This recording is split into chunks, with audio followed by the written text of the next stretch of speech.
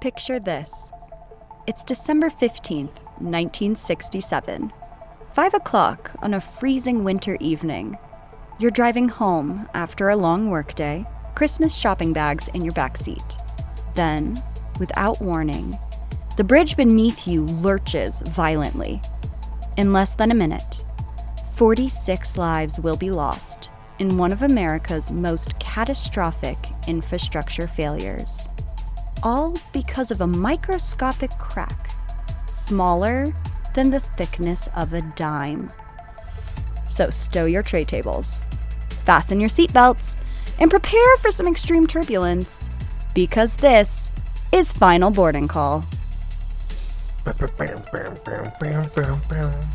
thank you, Zach. That was good. Somebody needed to do it. I appreciate that. I want to just up front, before we dive too far in, apologize for any background noise that our listeners might hear in this episode. Our toddler is asleep, which is great, and we're trying something new so that this isn't like an ASMR podcast and we're recording outside. Crazy. Well, I am not going to apologize. I'm not that guy. You guys that. can deal with it. Chronic apologies are not my thing. You also grabbed my drink. I think I have a LaCroix inside. Oh, Thank you. I appreciate you. Neediest wife I've ever had. I am the neediest wife you've ever had. Oh, boy. Bless you, Zachary. Yeah. Oh, it's that good stuff. Static water, as Zach calls it. I love LaCroix. If you love the flavor of yelling at a bottle of water and pretending it's going to change it, then LaCroix is for you. Hello and welcome to Final Boarding Call.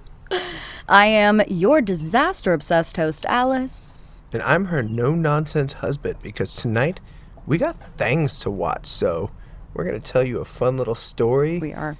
before we continue living our lives. It's Formula Drift Night, which in our house is essentially a religion. And it's we are recording this episode before watching the next round of battles in Formula Drift. So we got shit to do and places to be, folks. Our bed is the place that we're going to be. That's it. Yeah. Snuggles and drifting, boo boo. Okay, before we dive in, quick reminder to the people, please rate, review, and don't. I saw you were about to do it.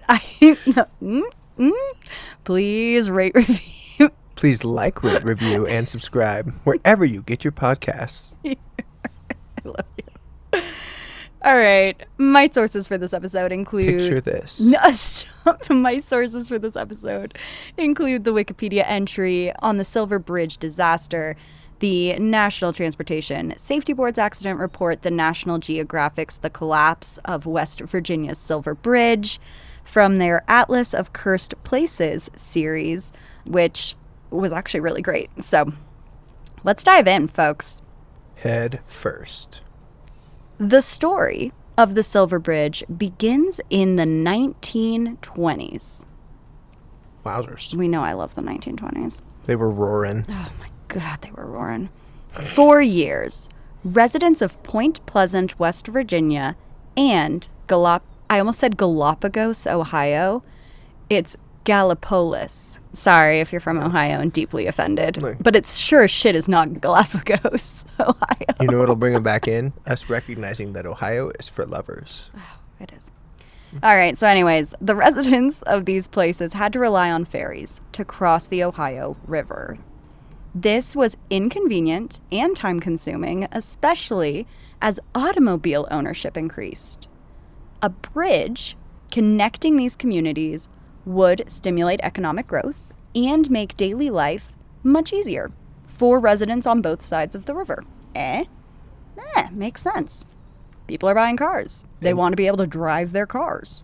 And we have bridges now. I can't imagine life without a bridge. So true. Construction of the bridge began in 1926 and was completed in 1928. So, in the 20s, they managed to build an entire bridge in less time than it has taken them to put in a median in a street that's like across from ours that's been under construction for 3.5 effing years. And still calls for another 2. Oh my gosh. Officially named the Point Pleasant Bridge, it quickly became known as the Silver Bridge due to its distinctive aluminum paint that gave it a silvery appearance. Bet you couldn't have guessed that. Shiny. Yeah. Could you have guessed that the Silver Bridge was actually silvery? I don't. No, Whoa. I was actually kind of picturing platinum. Oh. Bada bing. Bada bing.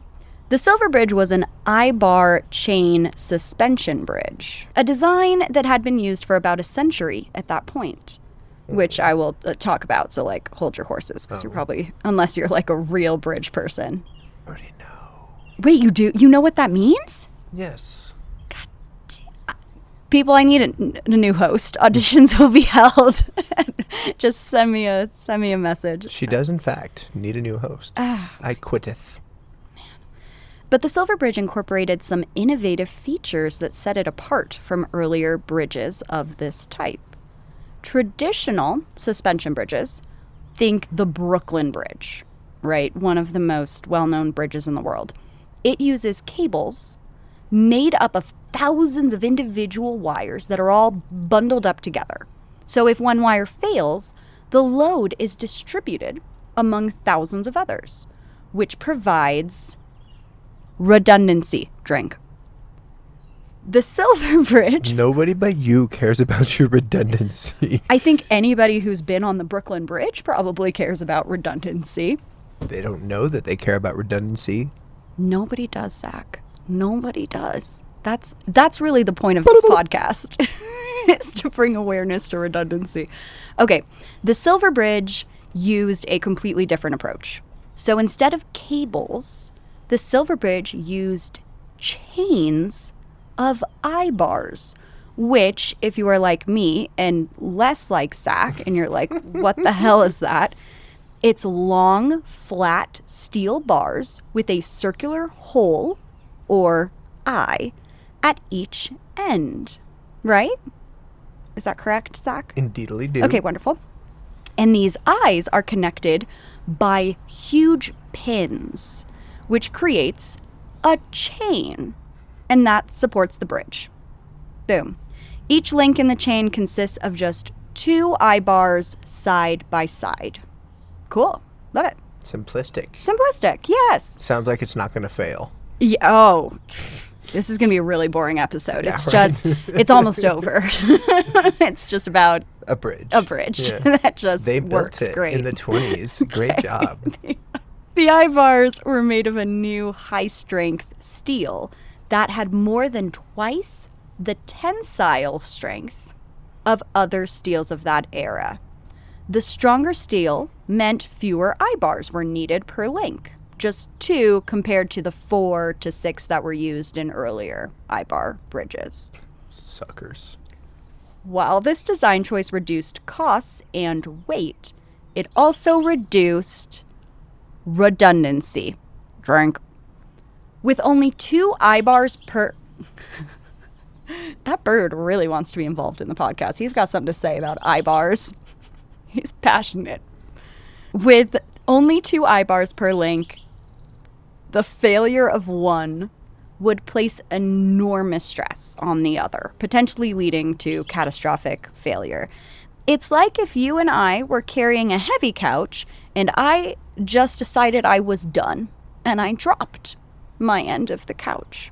I would suddenly have to support an extra 4% of the weight. I hate this game. Look, I'm only here to make jokes. There's no other reason to have me on here. And the people love you. And by that I mean our 5.5 regular listeners, but they Yeah, but that one love in you. Switzerland is here for me. I think it's Netherlands. I think we have somebody in the Whatever. Netherlands who like gets down on this podcast. God Shout bless out to you. person in the Person, Netherlands. random person I almost from said the Netherlands. Neverlands. Oh Never, my Neverland. Ugh. Okay, well, you get it. 2 normal people are holding a couch. One of them drops it. The other one now has to hold a shit ton more weight. Boom. Another innovative feature was the rocker design of the towers that supported the suspension chains. Unlike traditional fixed base towers, these towers could tilt slightly at their bases in response to unbalanced loading or temperature changes, which is really smart. I mean, buildings, bridges, things like that are supposed to be able to move within reason, because this design reduces stress on the towers and it used less material, making them cheaper to build. However, there's always a however. However, the rocker towers... Oh, shit.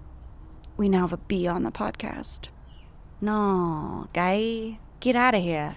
Get out of here, guy. I don't have my hat to beat him to death. No, let's not beat the bees. They're not endangered anymore. I can do what I want. God, that's so bad. And that's not a bee. That's still a hornet of types. Please don't piss him off, Zachary. Ah. Don't hate this. Oh, I love nature. I do. Well, I fucking hate it. Okay. However, the rocker towers had a critical weakness. They relied entirely on the tension in the suspension chains to keep them upright. So if a chain broke, there was nothing to prevent the towers from falling. They tipple-topple. Imagine a tent pole that's only kept upright by the tension in the tent fabric. If the fabric tears, the pole will fall. When the Silver Bridge opened in 1928, it was a marvel of modern engineering. Its 1,760-foot span provided a vital link across the Ohio River. The bridge was designed to handle the traffic and vehicle weights of the late 1920s. Dem vehicles wasn't that heavy. Yes! Yes, this thing was made for literally, like, Model Ts. Nobody could have anticipated how stupid, heavy automobiles and trucks would get over the next 4 decades. For 39 years, the Silver Bridge faithfully served the communities on both sides of the river, and it really became an essential part of U.S. Route 35, which is a major transportation artery. By 1967, the bridge was carrying far more traffic than it had been designed for, including large trucks that were not even imagined when the bridge was built. But beneath its silver paint, an invisible flaw was slowly growing. A teeny tiny crack that would eventually lead to disaster. So, let's talk about December 15th, 1967. My mom was about to celebrate her first birthday. So that's fun. Happy birthday, Mom. Okay. December 15th, 1967 was a cold Friday in Point Pleasant, West Virginia. Christmas was just 10 days away, and many people were out shopping for gifts. The workday was coming to an end, and traffic was building on the Silver Bridge as commuters headed home for the weekend. Dogs. Our dogs are terrible. Benji! Come Benji! here. Come here! Benjamin! Benji! Oh, and then he comes walking over like he's all old and sweet and couldn't do anything wrong. Oh, naughty boy. He's a naughty boy. But he's so cute. Okay. You like how gently I Yes. boop his nose versus And he stuff? just gets so offended, yeah. He's sensitive. At approximately 4:58 p.m., rush hours was at its peak. Which is funny because a lot has changed since 1967, but not that. not rush hour. The bridge was crowded with vehicles. Witnesses would later report hearing a loud sound, variously described as a crack, gunshot, or a snapping noise, followed by an eerie groaning of metal under stress. And I feel like we've all kind of heard that from like movies, Oh, you yeah. know? Yeah, like that. Oh, totally. Right now. Apocalyptic movies, you know, zombie movies. All these people were trying to get home. They had Christmas presents and everything. This is just telling me, wait until Christmas Eve to shop. Oh, Zachary. It's the easiest. No, you stress me out. There's less people out. Okay. Charleston Gazette reporter Ruth Finley was in her car in the westbound lane heading from Point Pleasant toward Ohio when she noticed something strange. And this is a quote. "The bridge was just shaking, vibrating, We were moving, but the bridge seemed to be moving in the opposite direction. Well, I hate that. What happened next would unfold with terrifying speed.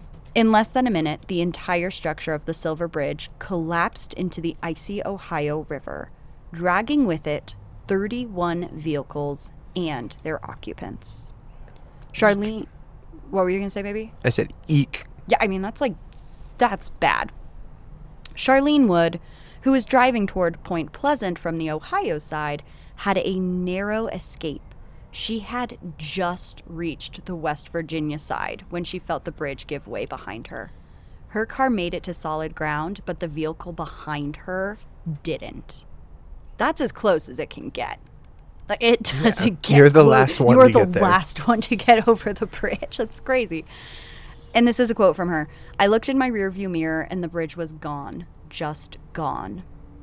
Oh, God.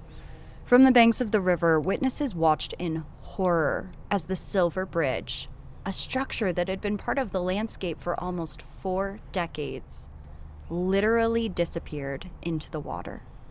The collapse happened so quickly that many victims had no time to react or escape.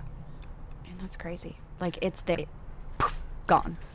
I complain when they start fixing bridges before they break, but also, like, broken bridges are a problem. So, yeah, Connie. I was like, but was it really going to break, or do we just take safety too seriously now? No, bridges are really scary. Okay, here we go. The temperature that day was around 30 degrees Fahrenheit. So, just a nice, balmy, warm day in Ohio. No, that's freezing, literally. And the Ohio River was cold enough to induce hypothermia within minutes. Darkness was already falling, making rescue efforts even more challenging. Local emergency services responded quickly, but they were really overwhelmed by the scale of this disaster. Yeah, this is something you can't really train for. What are you... Call 911. And they're just like... Let us know when you get to the hospital, and we'll try to take care of you. What on earth? Howard Boggs, a Point Pleasant resident, was among those who rushed to the riverbank to help. And he said it was chaos. You could hear people screaming from the water. We tried to reach them, but the current was strong, and it was getting dark fast. Oh, God, I didn't even think about the current. Rivers move. Yes, but, it's already bad enough that you were in a car, the bridge collapsed, you're now in the river. That's all very bad and very scary. And now you have to deal with a current. Rescue boats were launched, and divers braved the frigid waters in search of survivors. But the combination of cold, the current, and the darkness made their task nearly impossible. 21 bodies were recovered from the river that night.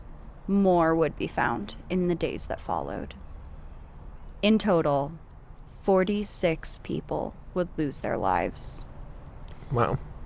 More people found later on than the day that it happened. Yep. Yeah.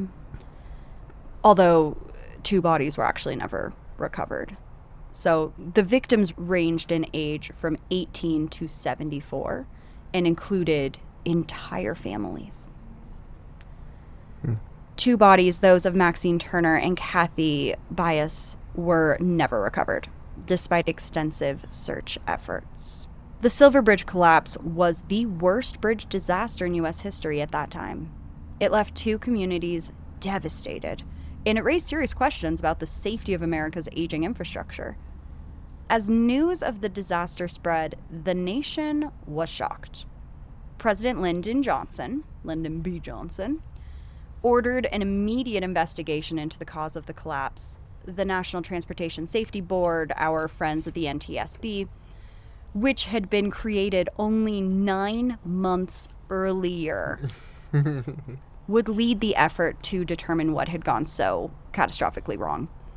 And the investigation would be one of the most thorough and technically complex of its era, eventually uncovering a tiny flaw that doomed the bridge and those crossing it that fateful December evening.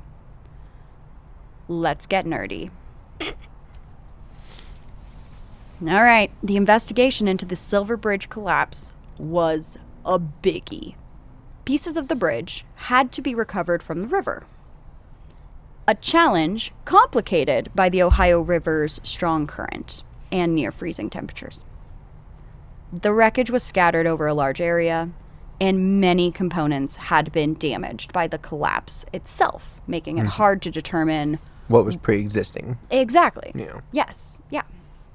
Kind of similar to a plane crash, honestly. But there's no black box. Oh, sucky little fox. There is not a black box. So we're going to have to listen to the bridge itself to hear what she has to say. This was old school recovery work. We are talking divers in freezing water, manually retrieving pieces of the bridge. The NTSB enlisted help from multiple agencies, which help is good.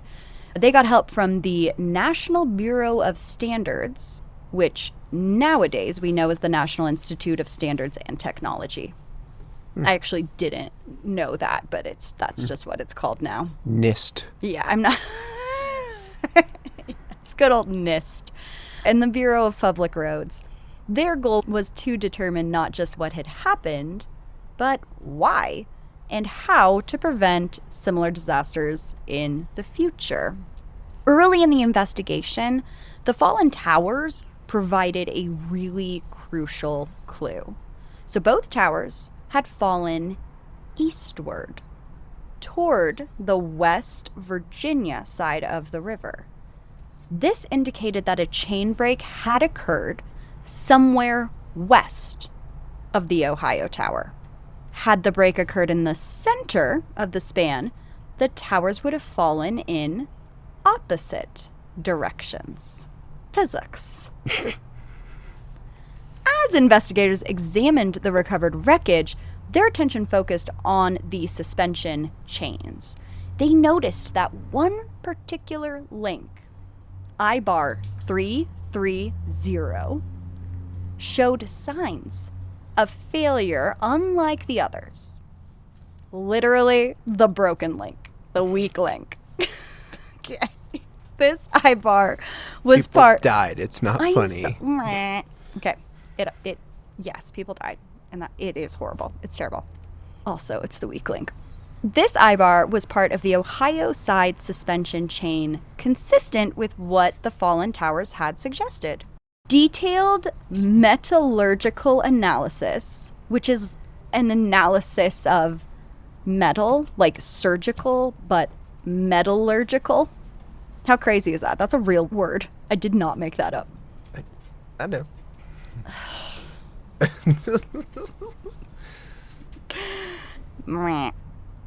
All right. Anyway, they did an analysis of eyebar 330, and it revealed something startling. The eyebar had failed due to a tiny crack. And I mean a tiny crack. This thing was 0.1 inches.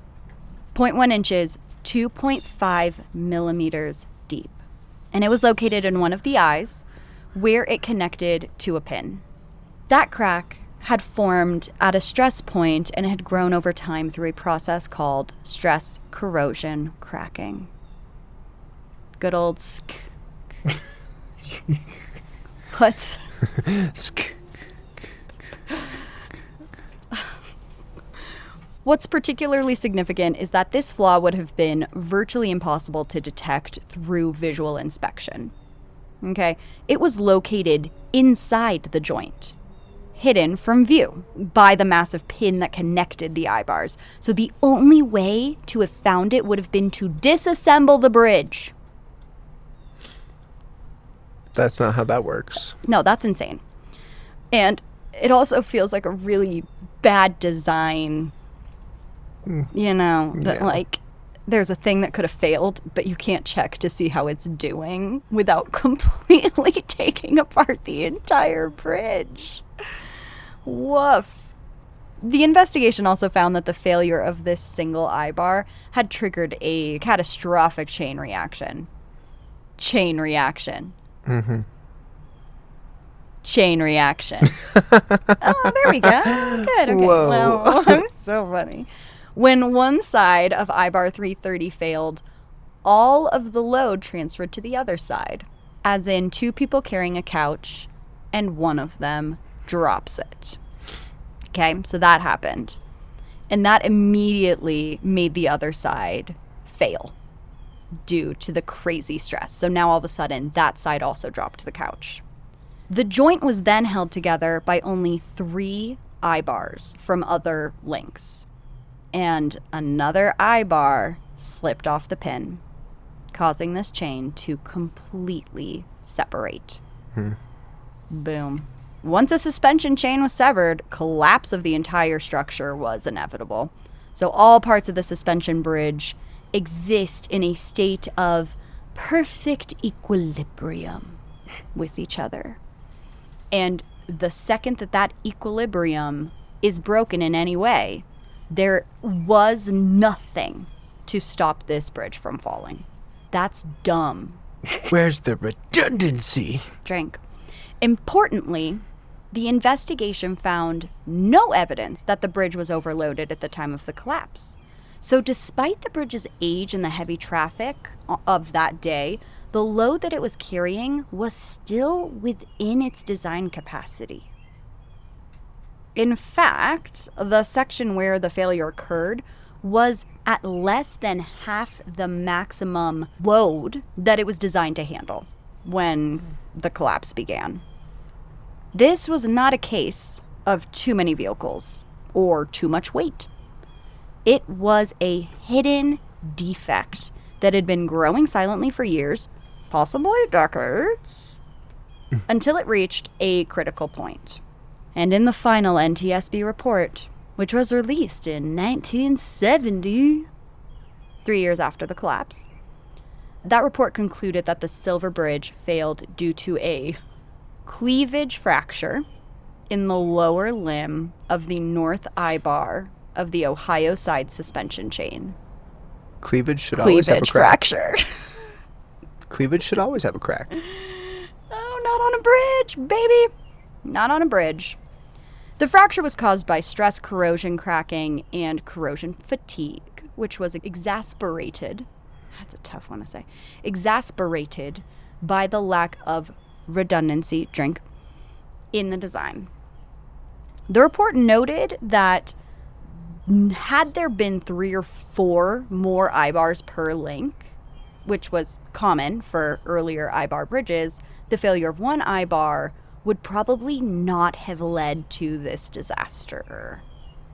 The choice to use only 2 eyebars per link, while new and innovative and economic at the time, it killed people. I mean, plain and simple. People died because of that choice. As National Geographic's Atlas of Cursed Places highlighted, the critical factor was redundancy, drink, or lack thereof. And they had this really cool guy on the documentary. His name was Matt Heboon, Heboon. He's a civil engineer, and he demonstrated the bridge failure with a model. And he explained this is a quote, the original designs for this bridge called for a suspension cable, but they decided to opt for a less redundant system with the eyebar chains, which allowed them to dramatically reduce the cost. But it also dramatically reduced the redundancy in the system. And I included that quote because it says redundancy twice. Double drank. In the blunt assessment of structural engineering, redundancy is safety. I mean, that's it. If you say redundancy one more time, I swear to God.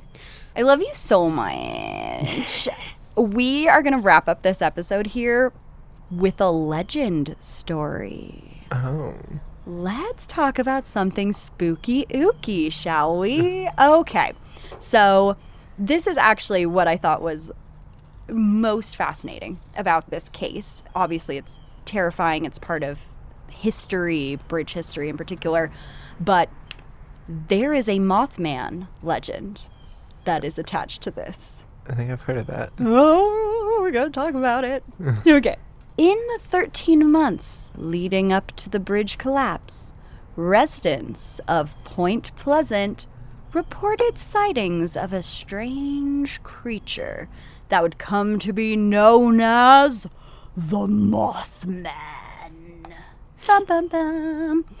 The first reported sighting occurred on November 12th of 1966 when 5 men working in a cemetery in West Virginia claimed to see a man-like figure flying low over the trees. Weird. Cool. Okay. Very large bat? Superman? Superman? Large flying squirrel. 3 days later, on November 15th, 2 young couples, Roger and Linda Scarberry, what a name, and then Steve and Mary Maletti, reported a similar encounter while driving near an abandoned World War II TNT factory outside Point Pleasant. And that's a cool date. Just saying. They described a large gray creature with glowing red eyes and a wingspan of 10 feet that followed their car as they sped away. Jeepers Creepers? That's a big-ass bat. 10-foot wingspan? Sev, I'm going to put you down. Like a vulture, maybe? I don't know. Okay. In the following months, more than 100 people claimed to have seen the Mothman. Reports typically described a tall, man-like figure with wings and glowing red eyes. Sightings continued until the Silver Bridge collapsed, after which they abruptly ceased. It is weird that they suddenly stopped.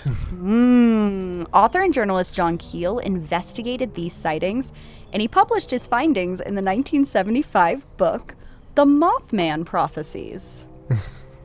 So that's fun. Keel suggested a connection between the Mothman sightings and the bridge collapse, implying that the creature may have been a sign of the impending disaster. His book was later adapted into a 2002 film starring Richard Gere, which further cemented the link between the Mothman and the Silver Bridge in popular culture. Some Pleasant Point residents believe that the Mothman was trying to warn them about the bridge's impending failures. Others see it as a more sinister presence He wanted to kill. that somehow caused the disaster. Did he need souls? Cthulhu? Is that you? Scientists and skeptics, of course, attribute the sightings to... Oh, here we go. These are some other things that people think it is. Misidentifications of barn owls, herons, other large birds, potentially combined with heightened suggestibility and the psychological phenomenon known as mass hysteria. Or it could be Mothman. Point Pleasant has embraced the Mothman as part of its identity. The town features a Mothman museum. A museum for a fake thing. I want to go so bad. A 12-foot tall stainless steel Mothman statue. And an annual Mothman festival in September. And it draws thousands of visitors. Is that where they burn the ships down in the bay? No. I don't think so. Okay. I don't know what that would have to do with Mothman. I don't know what Mothman has to do with a fucking bridge. He made a bridge collapse, Zach. Have you not been listening? This commercialization has led to what some researchers term narrative hijacking, shifting the focus away from the actual tragedy to this really bizarre legend. So, I mean, for the locals, Mothman and the Silver Bridge are now kind of one and the same. Like, it's science, it's myth, it's a legend, it's all of that. And to think it was just a man that built some wings so that he could learn how to fly. Oh, God. Oh, no. Oh, no. It's just the local nut. Yeah, just some guy. Couldn't afford a Bobby. plane. God damn it, Bobby. Bobby. Okay. Oh, boy. So, as you can probably imagine, the collapse of the Silver Bridge had immediate and also far-reaching consequences. The most obvious was the severance of West Virginia and Ohio. So there was once a bridge, that was a vital bridge connecting these two places. The bridge doesn't exist Now anymore. people can't get to work. Yes. I mean, residents who had become accustomed to easy access across the river had to make a 40-mile detour. That makes getting to work a real bitch. I just quit. I quit. And there's no working remotely in 1967. I don't even have to take 40 steps to the shop, and I quit. Cute. Economic activity in both areas was severely impacted. Businesses that relied on cross-river traffic struggled, and communities that had grown together over those 4 decades were separated. The disaster also left psychological scars. Many residents lost friends, family members. Some survivors experienced guilt for having made it across just before this disaster happened. Also, there was some PTSD with crossing bridges. I mean, same. That would be so scary to witness that. And then perhaps the most significant impact of the Silver Bridge collapse was on national infrastructure policy. This disaster exposed a critical gap in how bridges were maintained and inspected in the United States. Prior to the Silver Bridge collapse, there was no national standard for bridge inspection. Bridges were inspected by their owners. All willy-nilly. State, local governments, and they all used basically criteria that they just made up. Does it support my body weight? Yeah. Some bridges might go years without an inspection, and there was no systematic approach to identifying any potential structural issues before they became critical. The Silver Bridge disaster changed that. So in 1968, just months after the collapse, Congress included a provision in the Federal Aid Highway Act that established the National Bridge Inspection Standards. Bada bing, bada boom. And just like how it sounds, this is literally a program that is mandated and standardizes inspections for all bridges on public roads. So that's great. I mean, this is the first time where there's like actual consistent criteria to see if a bridge is safe. It seems like that should have happened before 1968, but it's fine. That's fine. Countless lives were saved because of this act. So many bridges that had issues were actually flagged and caught during inspections. So that's great. There were only 2 other bridges built to a design similar to the Silver Bridge. One was at St. Mary's, West Virginia, which was just upstream of the Ohio River. After the Point Pleasant disaster, it was closed to traffic, and it actually was demolished in 1971. Hell yeah, brother. The other bridge was significantly longer, and it was actually located in Brazil, and it remained in service until 1991 when it was closed due to high levels of corrosion. This is Brazil. Yeah, it is in Brazil. Unlike the Silver Bridge, the Brazilian bridge had been built with a little bit more redundancy, 4 eyebars per link instead of just 2, which likely contributed to its longer lifespan. After extensive renovation, it actually reopened in December of 2019.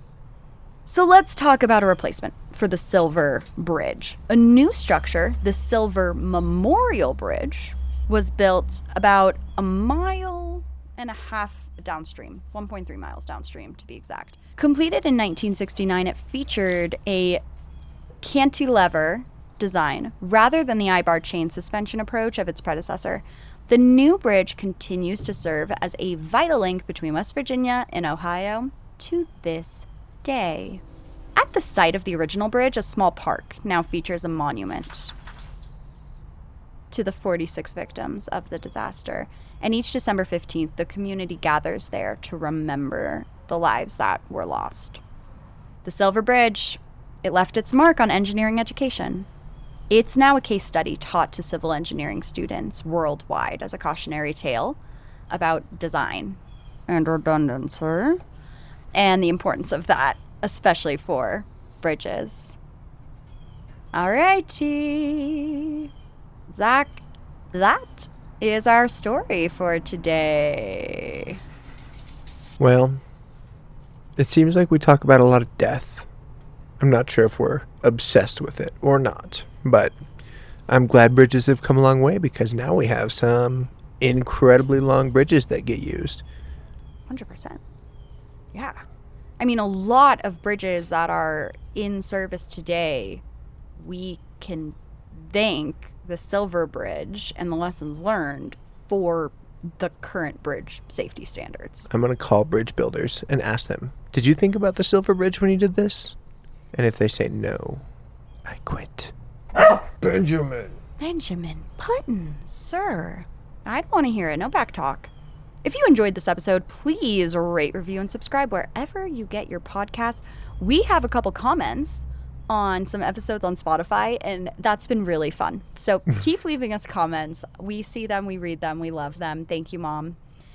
And you can follow us. You can follow us on Instagram at Final Boarding Call Pod. We are also on Facebook. We have a Facebook discussion group as well. We're on email, finalboardingcallpodcast@gmail.com. And we also have a website, finalboardingcallpodcast.com. Also, we've got to give a shout out to our buddy Luke, who is a new listener, and I promised him the next time that we recorded that I would give him a shout out. So, Luke, this one's for you. It's a horrible story about a bunch of people dying on a bridge. I hope you liked it. Listen to it right before bed. Oh, no, don't pull Simon. Join us next time when we'll dive into another transportation disaster. Until then, remember to stow your tray tables, fasten your seatbelts, and prepare for the unexpected, because not every trip reaches its final destination. Goodbye. Bye. Zach, honey.